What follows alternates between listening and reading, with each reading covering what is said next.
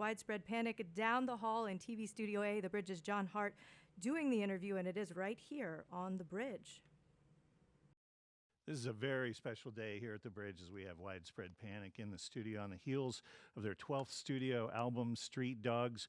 Widespread Panic represented today by JB, John Bell, and Domingo Ortiz, Sonny, because of his smile. Thanks so much for coming in, guys. Really appreciate it. No problem. Thanks for having us. You know, congratulations on Street Dogs. It's just a great, great record. And my sense is that when you went in to do this, that although you've always had that sense of trying to play live in the studio, this time it was almost like an unbreakable rule. This time, a little more so. We wanted to keep the actual performance as it went down with as few overdubs as possible, and so we did that vocally too, which was hit because you don't have to just when you're done, you're done. And Yeah. then you can go off and do something else. I heard you in one interview say that you played a lot of pool while you were making the record. That's one of the something else's. You know, it's such an interesting thing. You've worked with the same producer, John Keane, for a long time. One of the things that you did was you did some recording over at Echo Mountain Studios, which is essentially a redone church. Yep, and that was so we could all be in the same room together. Again, helping out the live performance, and they have it so you could have enough isolation between instruments that not so much bleed in, among all the microphones. So when we go see you live, you're all kind of lined up facing us, but when you're recording, you're sort of setting up in a circle. We set up in a circle. Yeah, John Keane has been with us, ever since the very beginning of Space Wrangler, 88. So it was the inevitable thing for him to join us in the studio. And yeah, in the studio environment, you set up what's comfortable for us so that we can communicate visually with one another. And like JB had said, it's all about that live performance that John Keane was after.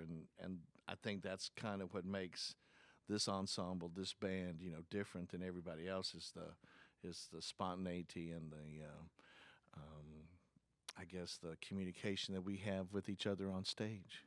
Yeah, and it's great to see you guys play live because you can feel that when you're in the audience and see the audience respond. I know last time I talked to you, JB, I was talking about I've seen this actually at more than one show, but sometimes when the crowd at a Panic show really gets going, you almost feel like the entire audience is one massive organism that's just sort of riding waves. It's got to be so cool to stand on the stage and look out and see people responding like that in mass. Well, one can only hope. It's a two-way street. Yeah. Believe me, we're grooving the same way that they are. Yeah. It's just it's like a big wave. Yeah, we'd love to hear some music if we could. All right. Okay.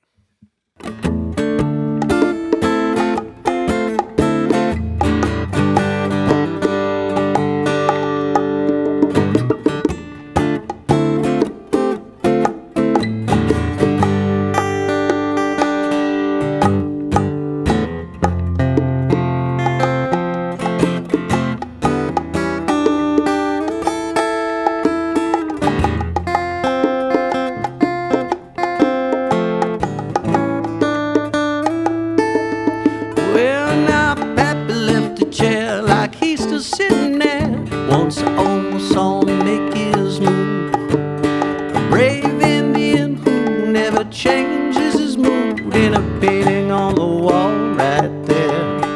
Tell me, how long do I have to wait?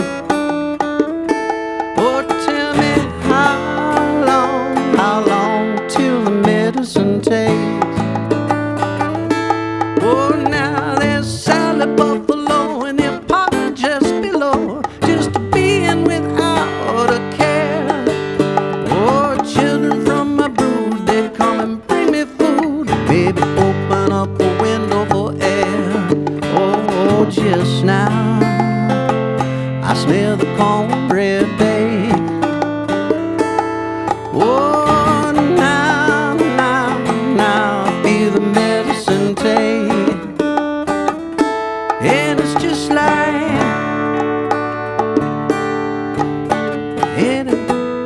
just like home. Oh, oh, when little stray dogs go into it all, we're still right here, still just here, my brave little friends.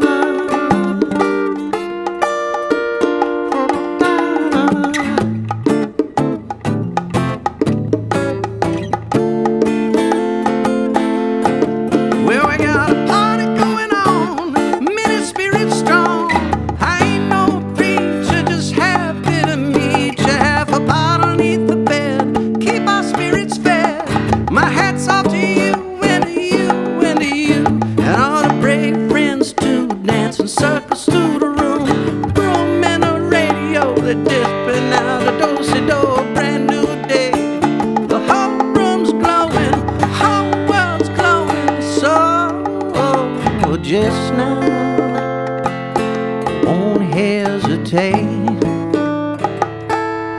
Oh, taste the sweet, sweet morning bread. Oh, now so sweet like a young honeycomb. Oh, now, just like home. Just like, well, just like home.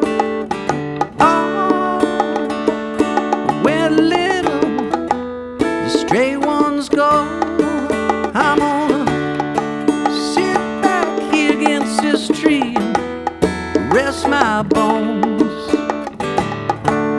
Oh, sink slowly like a fresh skip stone, and through it all, we're still right here, oh, still just here, still right here, my brave little friend.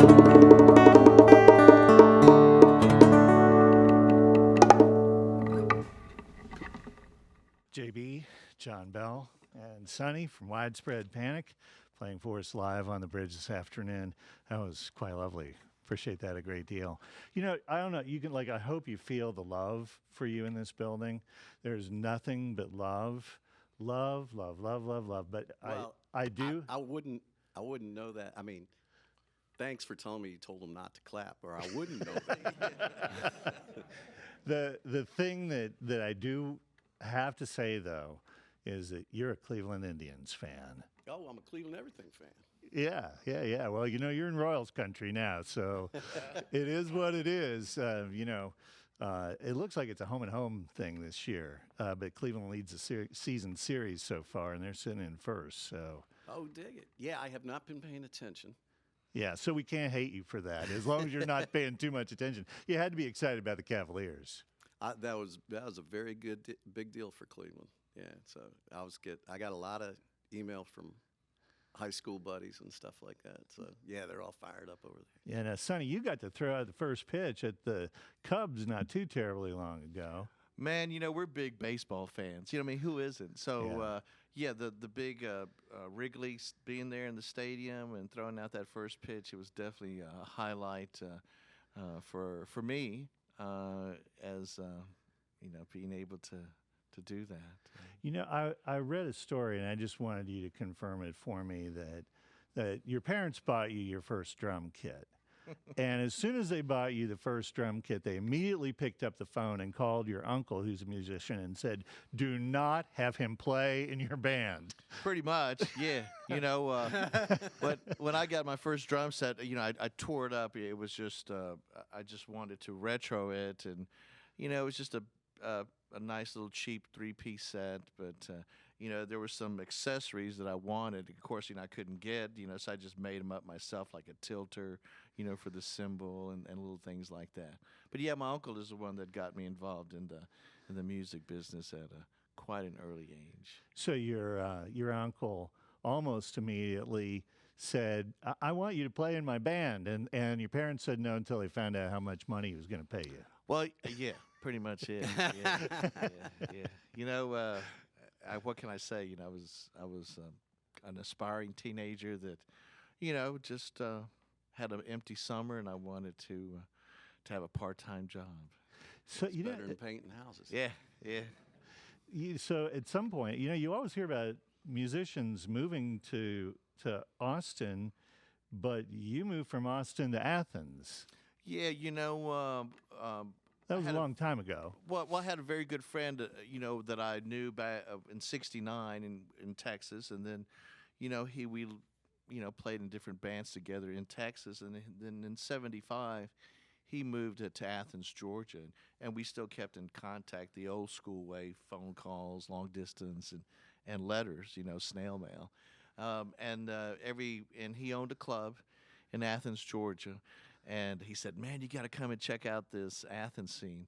At the time I was living in Austin from 75 to, 86. And so I was having a great time, playing with some hot musicians in a hot town, where the music scene is vibrant. And, after a while I was going like, yeah, I want to check out the Athens, Georgia scene. So, I moved to Georgia and hooked up with the Panic Boys. Yeah, the first day you came into town? Yeah, I think? October 6th, 1986. So the first night in town, you hook up with Widespread Panic. Yeah. This does not happen to people, right? I know. It's fate. And that's what I tell people every day is because you just never know when it's going to drop, and you just got to take full advantage of a situation. Because, I'd been driving, 16 hours, and my buddy said, man, there's this hot band that's playing tonight in my club, you need to stick around. And I was going like, man, I just drove like 16 hours from Texas. I want to go to sleep. So he says, no, you got to stay up. You got to stay awake. So, we had a nice dinner with his family. And then around 10 o'clock, we went down to the club and they were performing. And I didn't, know him from Adam. And, my buddy said, hey, yeah, my buddy just drove in from Texas, you should let him sit in. And then, bam, There it was. There it was. I want to circle back around to the baseball thing for just a second. John, I know you have made a suggestion to Major League Baseball that they have What a is designated hippie night. Do you remember this? Did I say a lot of stuff. Do you want me to refresh your memory? You got something there? Yeah, I do. You asked Major League Baseball to do a designated hippie night, and the concept is that it's a night game, but they turn the lights off. Oh, all the glow-in-the-dark stuff. Yeah, glow-in-the-dark hats, glow-in-the-dark bats, glow-in-the-dark balls, glow-in-the-dark shoes. That would be cool, wouldn't it? It would be cool. Like, I think that, I think we should just agree to have a clipboard at the merch stand tonight and start the petition, right? Surely, they will respond. If they think there's money to be made, they'll do it, right? Yeah, They got bowling. Yeah. Bowling, Yeah. Whatever Major League Baseball does, I think it's probably designated hippie night tonight out at Starlight with Widespread Panic. We'd love to hear another song if we could. All right.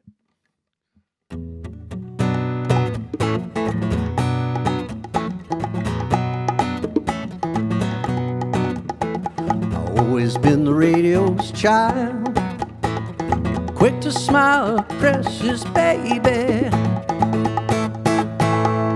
Zero darling, testify. Turn a tight little pony back in the mirror.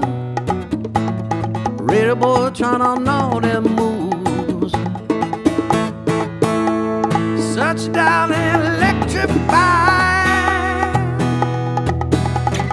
Radio's playing in your sleep, prophet waiting in your car. Over and over in the life of a radio child. keeping time. I was searching across the stars, all over and over in the life of a radio child. Yeah, radio child.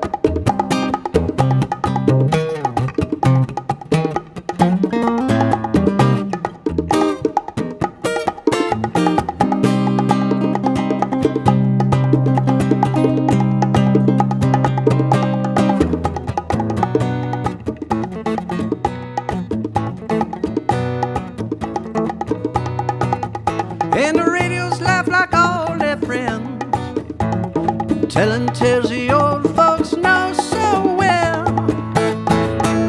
Like an old guitar plays a lullaby, on radios playing in your sleep, probably waiting in your car. Over and over in the life of a radio child. Keeping time, I was searching across the stars, over and over in the life of a radio child. Yeah, radio child. Oh, precious baby. Yeah, precious baby.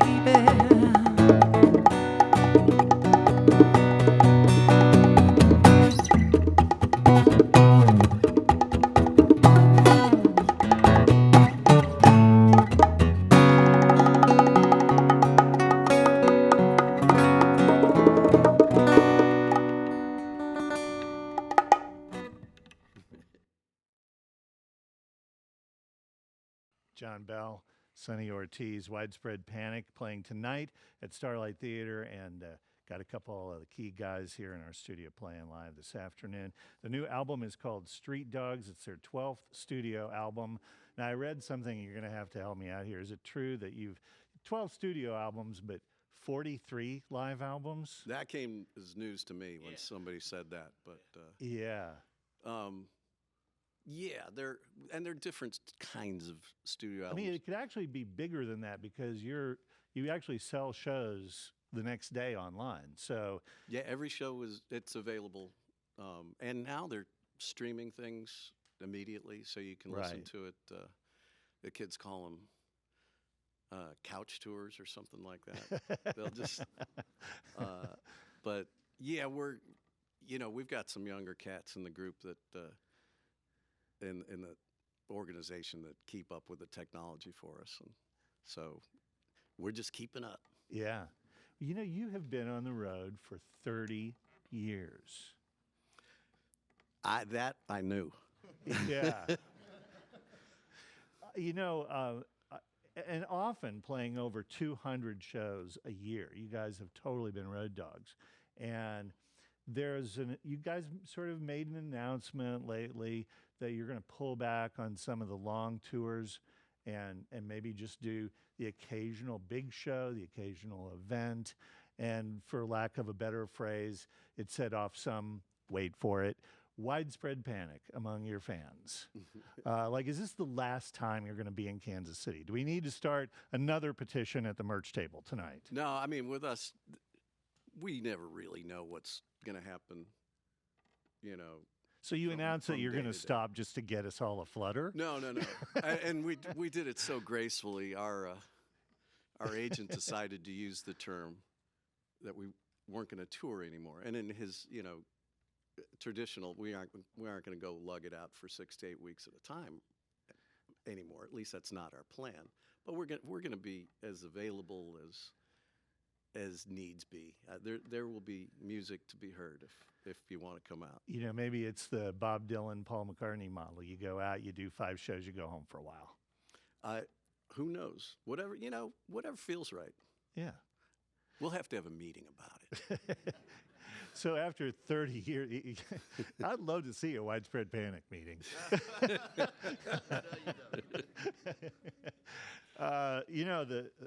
After 30 years of doing this, I'm sure that you've, had the opportunity to look back at the very early days. The early shows, a buck a head. Mm-hmm. And the story goes that you were really hesitant to increase. You were having a lot of success, but you didn't want to ask people for $2 because you just thought that was too much. Yeah, we thought that was gouging. Yeah, back in the early days, it was 75 cents to get in, dollar long necks at the Uptown Lounge in Athens, Georgia. Anything to bring the masses in, was the whole concept at the very beginning, which we thought was unusual, but people eventually just started to venture in, night after night, because, we had a steady, almost a year of Monday night gigs at the Uptown Lounge, and that's kind of what started the whole ball rolling. It was just that, people, I guess, just believing in us that, we could fill out their little bar at the time. Yeah. So they did talk you into $1.50. Well, do you It know? was tough. Yeah, I'm leading you there. Okay. I remember. Well, let me take it from here. Okay. Because I don't know if you guys are familiar with our music, but there's a song that JoJo wrote called "One Arm Steve," and it was from the first time JoJo was playing a gig with us, and One Arm Steve was the doorman / bouncer, and he only had one arm, and he threw JoJo out of the club, and his reasoning was that his face wasn't on our poster, and so they became friends after that. But if you look into the lyrics of that song, you'll see that whole event played out in the song, and but we did say, okay, we'll go for $1.50, not the $2. And after that night when we were getting paid, Steve just looked at us, please go to $2, because it was just hell trying to make change with the one hand. And so we played one night at $1.50, and then for his sake, we went to $2. Yeah, you get a raise just by having a one-arm guy around. That's pretty good, So, you talk about some of the bigger shows, the traditional shows, and even we mentioned the streaming.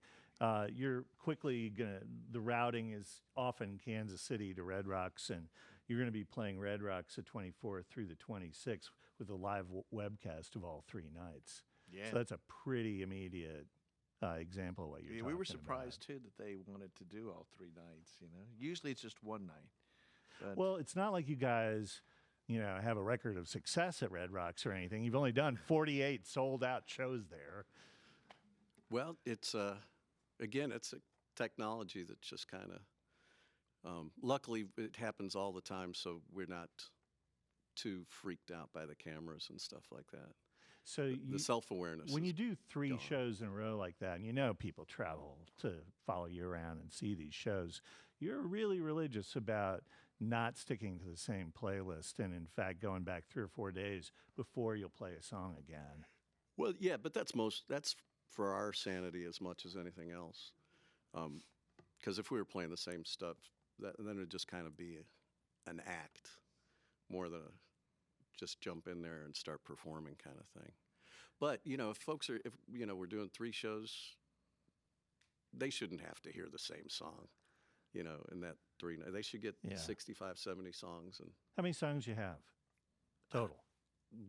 probably about 300. I've heard 300, I've heard 350, I've heard 4. But we probably regularly. That last 100 might not be as good. Well, there's a lot of covers. There's some covers involved. So I'd say, originals were probably 150, 160. and a bunch of covers that we love to do, live vicariously through other people's creativity. And but yeah, some of them get played. They're in a heavier rotation than some. Some might just show up once every tour or two, something like that. So, I do want to just quickly touch on one other thing. You and your wife have a thing going, and We've had a thing going. Yeah. Well, you have a thing going that's bigger than a lot of couples have a thing going. You've got the Cedar Heights Center happening, and cedarheightscenter.com is a website, and your wife does all kinds of counseling and things there. But also, you have a room with zero gravity chairs and an energy enhancement system that I've been reading about for years and still trying to figure out. Oh, have you really? That's good. Yeah. That's then you probably know more about it than I do. Well, they're like 16 computer screens, and they do something. It's a very quantum physics-y, Star Trek-y kind of thing.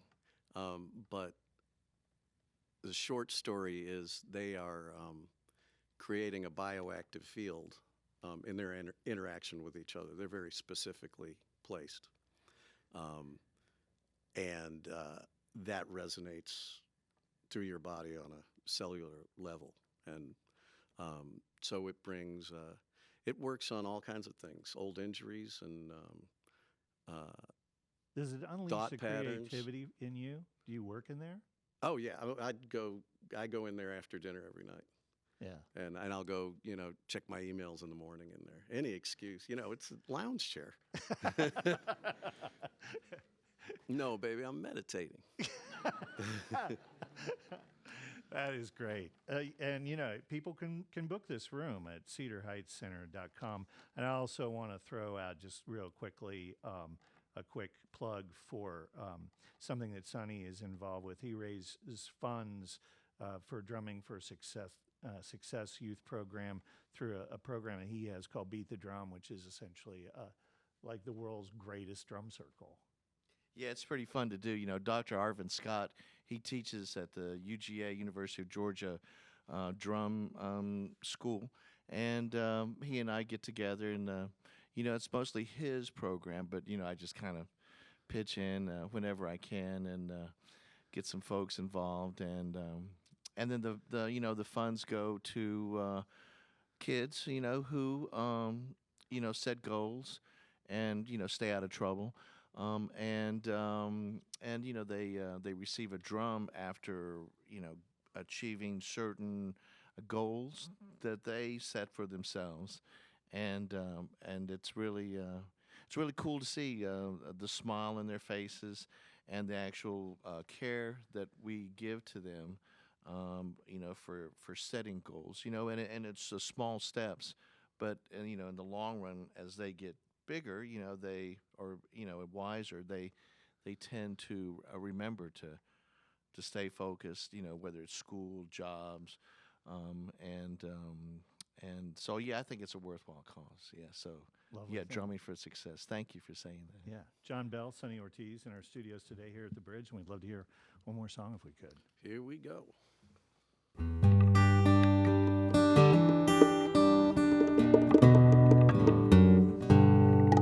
Well, old Joe, he moves slow. He likes to look at things and paint pictures on his radio. He says they make the songs look better.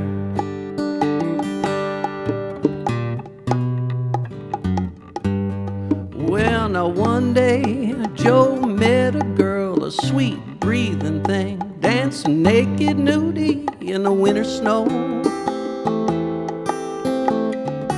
Underneath her dozen sweaters, and someday, somewhere, some things get hit by lightning, or some things just don't. May you live long and lucky,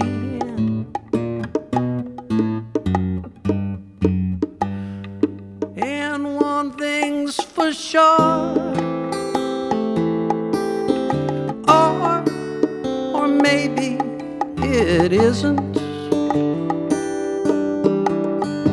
That no matter where you are, it's this life that we're living.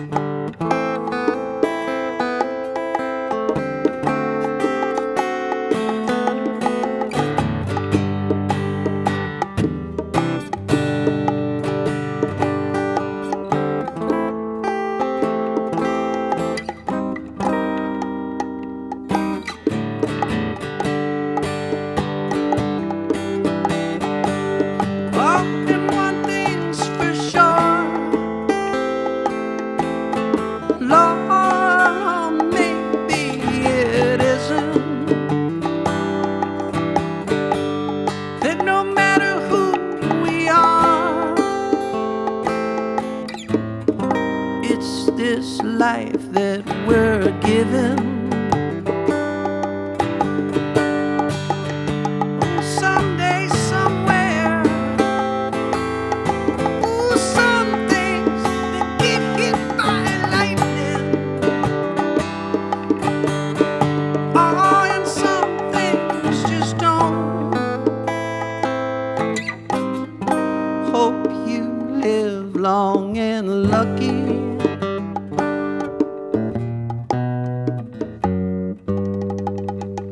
Well, old Joe, he moves slow. He liked to look at things.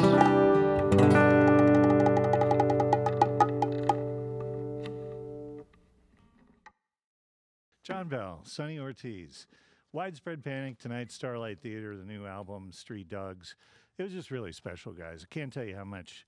We know that you don't have to do this. You've been out there working for 30 years. You sell plenty of tickets. So for you guys to come in and do what you did today is an act of artistic generosity that we really appreciate a great deal. We had fun. Thanks for having us. Even if you're an Indians fan. It's on my birth certificate. You know, the rivalry is what makes it fun. So, John, Sonny, thanks so much. Appreciate it. See you out at Starlight tonight. All right. Thank you very much. Thank you. Widespread Panic on the Bridge.